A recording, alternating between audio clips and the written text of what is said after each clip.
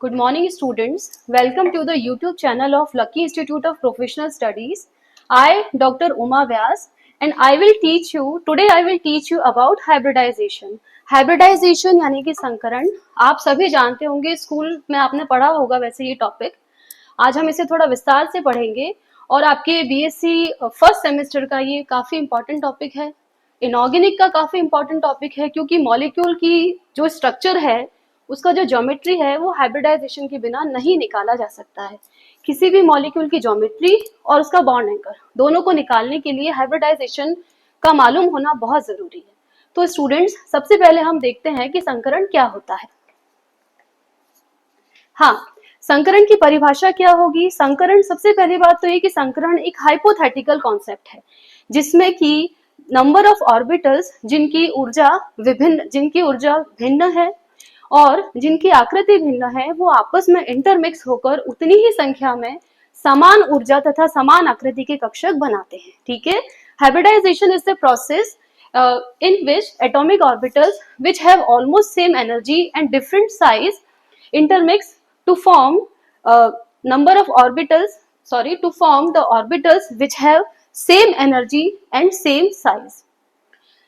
अब हम पढ़ेंगे कि हाइब्रिडाइजेशन के नियम क्या क्या होते हैं. हाइब्रिडाइजेशन के कुछ रूल्स हैं जिन्हें हमें जानना जरूरी है. सबसे पहला नियम ये कहता है कि जितने ऑर्बिटल्स पार्टिसिपेट कर रहे हैं हाइब्रिडाइजेशन के बाद में, उतने ही नंबर ऑफ ऑर्बिटल्स बनते हैं. The number of orbitals which are taking part are equal to the number of orbitals that are formed after hybridisation. Second नियम ये कहता है कि in hybridisation empty, full filled, half filled, all type of orbitals can participate. तीसरा नियम ये कह रहा है कि पाई बंध या पाई इलेक्ट्रॉन कभी भी संकरण में भाग नहीं लेंगे. तो स्टूडेंट्स, जैसा कि आप सभी जानते हैं कि एक बार सिग्मा बंध बनता है, उसके बाद में कोलेटरल ओवरलैपिंग के द्वारा पाई बंध बनता है. तो ये तो जाहिर सी बात है कि जब तक हाइब्रिडाइजेशन होके सिग्मा बॉन्ड बनेगा और उसके बाद में पाई बॉन्ड बन रहा है, इस वजह से पाई बॉन्ड कभी भी संकरण में भाग नहीं लेता है. ये समपार्श्वी अतिव्यापन द्वारा पाई बंध बनाता है. ठीक है. अगला नियम ये कह रहा है कि संकरण द्वारा किसी भी अणु की ज्यामिति तथा बंध कोण का निर्धारण किया जा सकता है.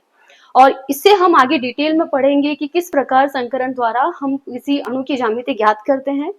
अच्छा, और अगला नियम ये कह रहा है, लास्ट जो रूल है वो ये कह रहा है कि एक एलिमेंट एक से अधिक प्रकार की हाइब्रिडाइजेशन दर्शा सकता है. इसका बहुत अच्छा एग्जांपल कार्बन का है. जैसे कि देखिए, कार्बन ये है CH4 यानी कि मैथेन, ये है CH3 एथेन, और ये है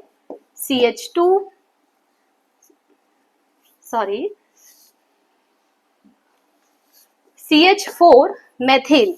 इसमें sp3 हाइब्रिडाइजेशन होता है. C2H4 यानी कि ethene, CH2 double bond CH2 sp2 hybridisation दर्शाता है. और CH ट्रिपल बॉन्ड CH यानी कि एथाइन, ये sp हाइब्रिडाइजेशन दर्शाता है.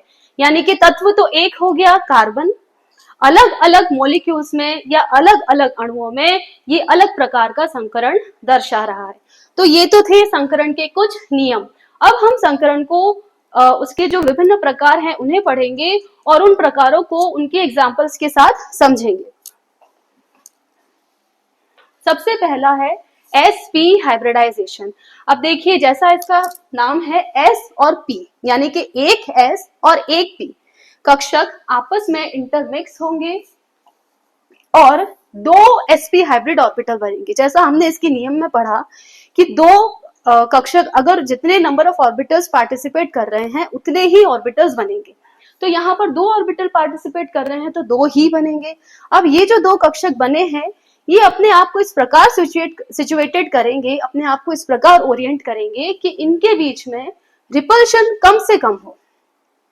तो यहाँ पर ये दो कक्षक हैं, इसीलिए ये अपने आप को एक लीनियर ज्योमेट्री में ओरिएंट करते हैं और इसका बॉन्ड एंगल 180 डिग्री होता है. ठीक है.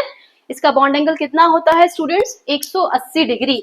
यानी कि वे अणु जिनमें sp हाइब्रिडाइजेशन होता है वो सभी लीनियर ज्योमेट्री दर्शाते हैं, यानी कि रेखीय ज्यामिति दर्शाते हैं, और उनमें 180 डिग्री का बंद कोण बनता है। इसका बहुत ही अच्छा एग्जाम्पल है बेरिलियम क्लोराइड। देखो बेरिलियम एटॉमिक नंबर 4 है ना, और इलेक्ट्रॉनिक कॉन्फ़िगरेशन हो गया 1s2 2s2। एक्साइटेड स्टेट में एक इलेक्ट्रॉन चला गया 2p में।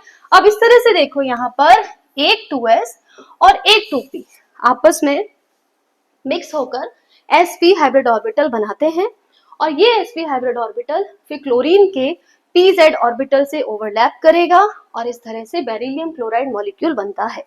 और ये बेरिलियम क्लोराइड मॉलिक्यूल रेखीय ज्यामिति का होता है। अगला प्रकार देखते हैं हम। अगला प्रकार है sp2। अब इस बार जो नंबर ऑफ ऑर्बिटल्स पार्टिसिपेट कर रहे हैं वो 3 है, यानी कि एक s और 2p। अतः 3 ऑर्बिटल बनेंगे, यानी कि 3 sp2 हाइब्रिड ऑर्बिटल बनते हैं। अब इस बार 3 हाइब्रिड ऑर्बिटल बन रहे हैं, तो ये अपने आप को 120 डिग्री के एंगल पर अभिविन्यस्त करेंगे। इस बार इनके बीच में 120 डिग्री का कोण बनेगा, और इस प्रकार हमें जो ज्यामिति देखने को मिलती है वो है त्रिभुजीय समतलीय। देख रहे हैं आप इधर, त्रिभुजीय समतलीय, यानी कि वे अणु जो sp2 संकरण दर्शाते हैं उनकी आकृति त्रिभुजीय समतलीय या ट्राइगोनल प्लेनर होती है, और इनका बंध कोण 120 डिग्री का होता है। इसका भी हम एक उदाहरण लेते हैं। BF3 boron atomic number 5, electronic configuration क्या होता है 1s2 2s2 2p1। अब ये इधर देखिए, अगर ये यहां लिखना चाहूंगी मैं, ये देखिए ये 2s2 और 2p1 इस तरह से है, ठीक है। और ये हो गई ग्राउंड स्टेट। एक्साइटेड स्टेट में क्या होगा, ये जो 2s का एक इलेक्ट्रॉन है ये 2p ऑर्बिटल में एक्साइट हो जाएगा, ठीक है। अब कितने ऑर्बिटल्स हो गए हाफ फिल्ड हमारे पास में 3, यानी कि एक s और 2p ऑर्बिटल्स आपस में इंटरमिक्स होकर 3 sp2 हाइब्रिड ऑर्बिटल बनाएंगे, और ये 3 sp2 हाइब्रिड ऑर्बिटल फ्लोरीन के 2pz ऑर्बिटल से ओवरलैप करके BF3 मॉलिक्यूल बनाते हैं। अतः BF3 का आकार कैसा होता है बच्चों, त्रिभुजीय समतलीय ट्राइगोनल प्लेनर, और bond angle 120 degree. Next example है, नेक्स्ट टाइप है sp3 हाइब्रिडाइजेशन। अब इस बार number of orbitals which are taking part is 4, ठीक है। इस बार संकरण में भाग लेने वाले कक्षकों की संख्या 4 है। अतः 4 यानी कि एक s और 3 p कक्षक ये आपस में इंटरमिक्स होकर 4 sp3 हाइब्रिड ऑर्बिटल बनाते हैं, और ये चारों ऑर्बिटल अपने आप को एक एक टेट्राहेड्रॉन के कॉर्नर्स में अरेंज करते हैं। इस प्रकार sp3 संकरण द्वारा हमें चतुष्फलकीय ज्यामिति देखने को मिलती है। चतुष्फलकीय ज्यामिति में बंध कोण 109.5 डिग्री का होता है। इसका बहुत ही अच्छा उदाहरण है मेथेन। हाँ ये देखिए मेथेन CH4 है ना, कार्बन, एक कार्बन और 4 हाइड्रोजन। तो ये मेथेन जो है ये sp3 हाइब्रिडाइजेशन शो करता है, इसमें 4 बॉन्ड पेयर है। जैसा आप जानते हैं नाइट्रोजन में एक लोन पेयर होता है ना, नाइट्रोजन में एक लोन पेयर होता है, यानी कि 4 बॉन्ड पेयर में से एक पोजीशन पर लोन पेयर आ जाएगा। अब ये जो लोन पेयर है ये रिपल्शन क्रिएट करेगा, इस वजह से ये जो दोनों बॉन्ड पेयर है ये थोड़ा सा अपने आप को दूर अरेंज करेंगे।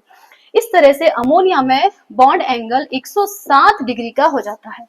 मेथेन में तो 109.5 डिग्री का रहता है, अमोनिया में 160 डिग्री का हो जाता है, और वाटर में जैसा कि आपको पता है ऑक्सीजन पे 2 लोन पेयर होते हैं, तो अब 2 लोन पेयर की वजह से रिपल्शन ज्यादा होगा, और रिपल्शन ज्यादा होने की वजह से अब इसका जो बॉन्ड एंगल है ये 104 डिग्री हो जाता है।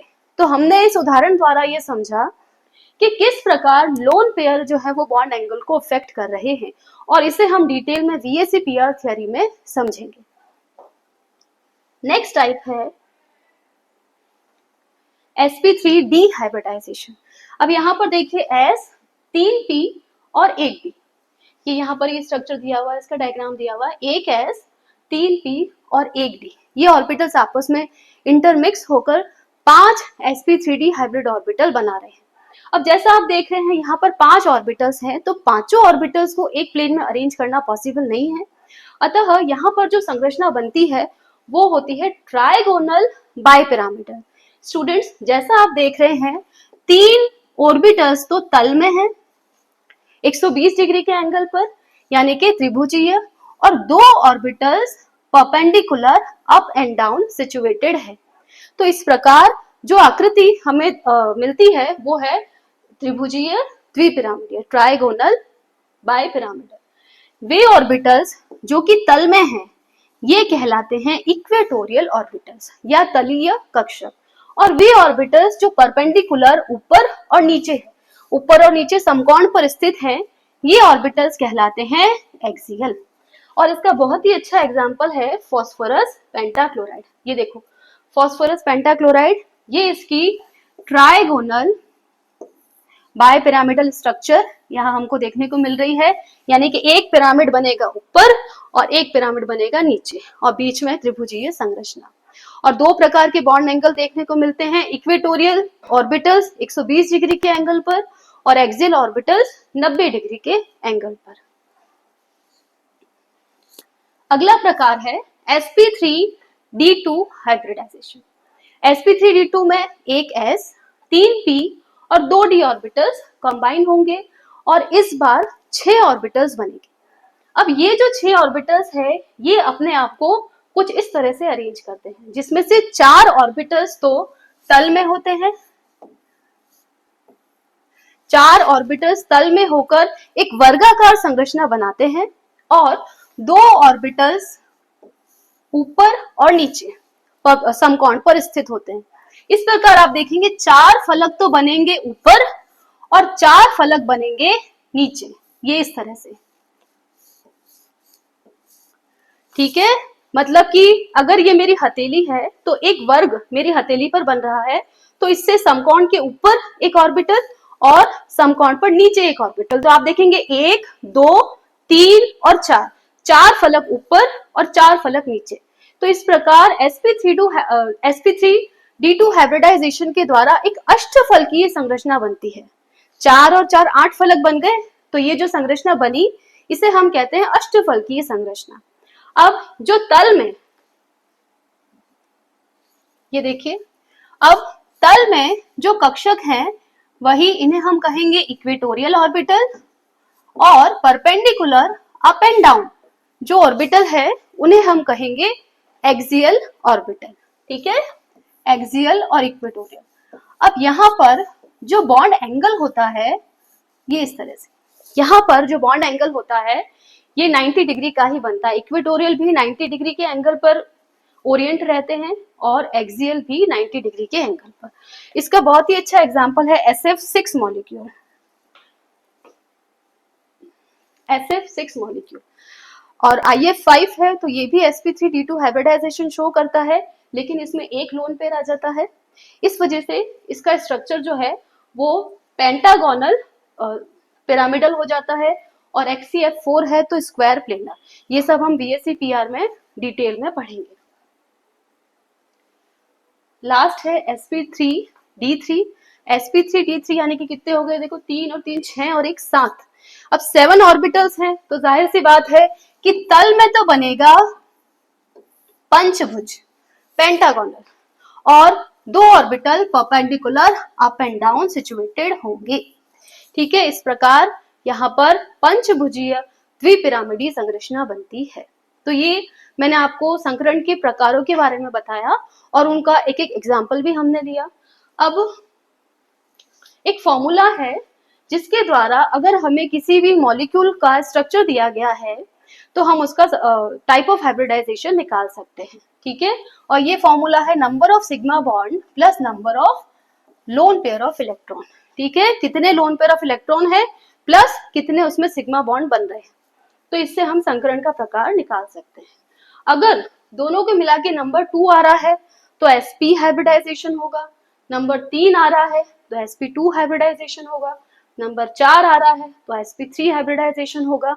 यहाँ पर हमें ये जानकारी होनी चाहिए कि जो केंद्रीय धातु है यानी कि जो सेंट्रल एटम है उस पर नंबर ऑफ लोन पेयर्स कितने हैं। अगर हमें लोन पेयर पता है तो हम आसानी से संकरण का प्रकार निकाल सकते हैं।